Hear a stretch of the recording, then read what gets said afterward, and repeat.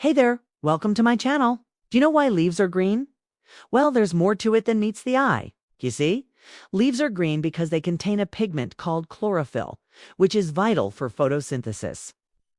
Plants use this process to convert light energy into chemical energy in the form of sugars. Chlorophyll is great at absorbing light energy. But it turns out that not all wavelengths of visible light are created equal. Chlorophyll is most efficient at absorbing blue and red light and reflects green light, giving leaves their characteristic color.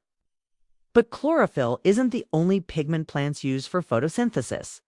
There are other pigments like carotenoids and anthocyanins that can absorb different wavelengths of light and reflect different colors. Carotenoids, which give carrots their orange color, are great at absorbing blue-green light and reflecting yellow, orange, and red light. Anthocyanins, on the other hand, are more complex. These pigments, which are responsible for the red, purple, and blue colors in many fruits and veggies, actually absorb light in the blue and green parts of the spectrum, but they reflect red light. That's why we see them as being red. These pigments work together to capture as much of the available light energy as possible. During the summer, when there's plenty of light to go around, the green reflected by chlorophyll masks the other colors. But as the season changes and the days grow shorter, the balance of power shifts.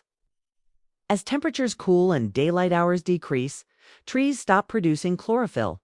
Without this green pigment to mask their colors, carotenoids and anthocyanins become visible, revealing the brilliant yellows, oranges, and reds we associate with fall foliage.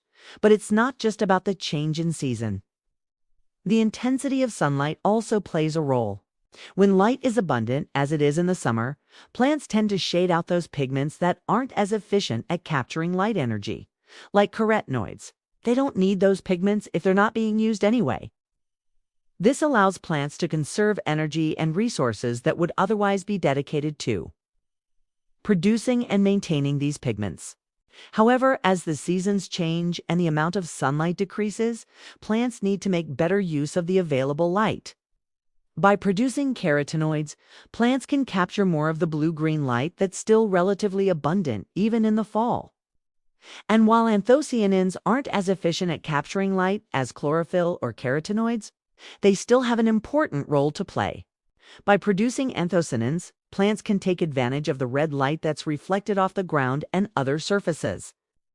This is especially true in forests, where the canopy of trees bounces a lot of red light back toward the forest floor. So even when there's less overall light, plants can still capture enough to survive. This is why you often see the brightest fall colors in forests rather than in open fields. The trees benefit from the extra red light reflected by the forest floor and from each other. It's a neat trick that helps plants survive the fall and winter.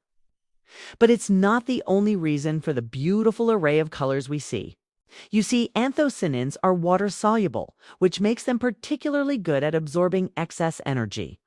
On a sunny day, plants can get too much light. And if this happens, it can damage the plant. So anthocyanins act as a sort of safety valve, dissipating excess energy as heat to protect the plant from damage.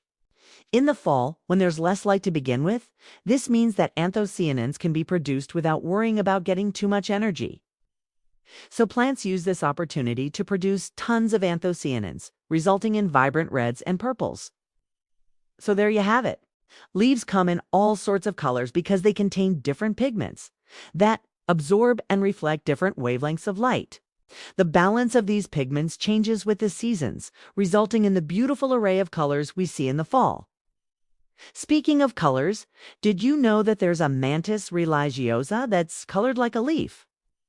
Check out this video to learn more about this amazing insect. And don't forget to subscribe to my channel for more videos about the amazing world of insects.